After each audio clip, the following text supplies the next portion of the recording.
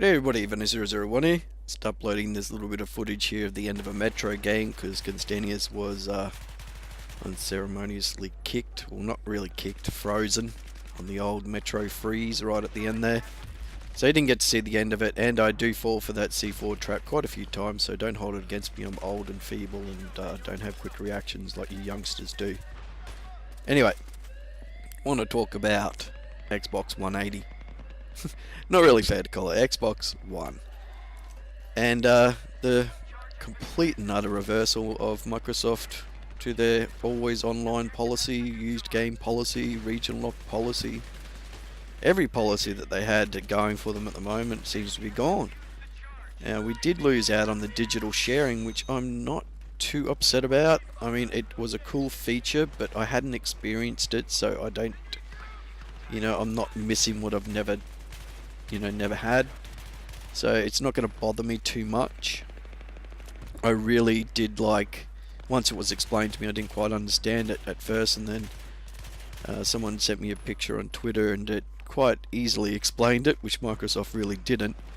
So I was a little not upset, upset's the wrong word, a little disappointed that it would be gone, but as I said, didn't ever play it, didn't ever use it, so I can't really miss it, I'm really glad that we won't be checking in every 24 hours. That was really my major sticking point with why I did not want to buy an Xbox One. I thought it was the most ridiculous thing that we'd have to check in every 24 hours. And because there would have been those unforeseen circumstances and you just would have lost your internet. And also, for the benefit of servicemen around the world, it seems that Microsoft has thought about their policy a bit more. Because those guys can't be online all the time, and they play their Xboxes whenever they come in off missions and whenever they've got free time to themselves. So I'm pretty glad. I'm very happy actually that Microsoft have reversed their policies. A lot of people saying it was the whiners and everything like that. I don't think it had anything to do with us particularly. Our feedback would have been taken into consideration, but I think the wider implications of Sony having a console that wasn't always online 24-hour check-ins and all this kind of stuff, a console that would be able to play used games and people be able to trade in their games and everything. So I think Microsoft saw that the sales, pre-order sales were kind of not what they expected, and maybe they thought twice about their online policy.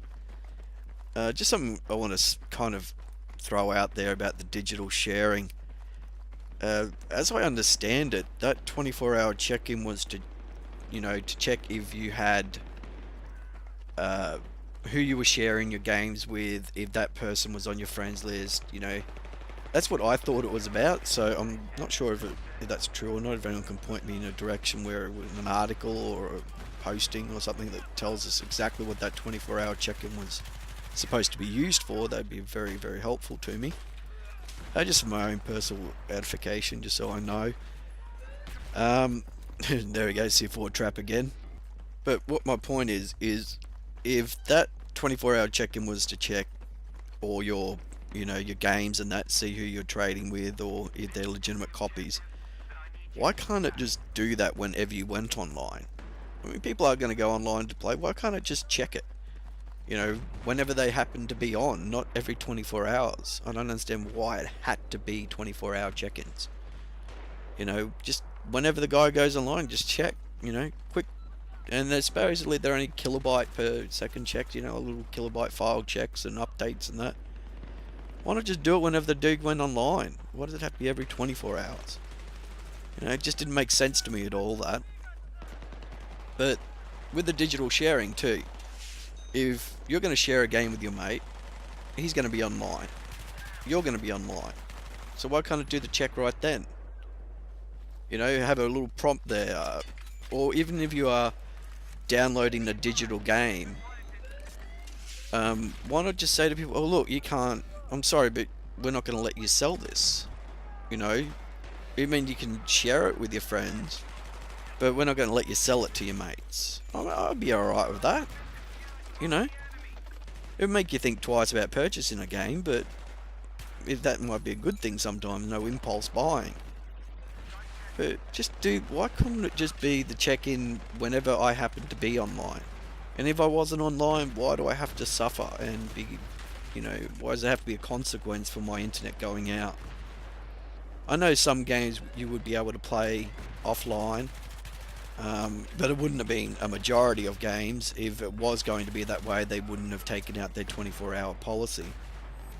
I don't know, I think we're still not getting the full story in this 24-hour check-in stuff.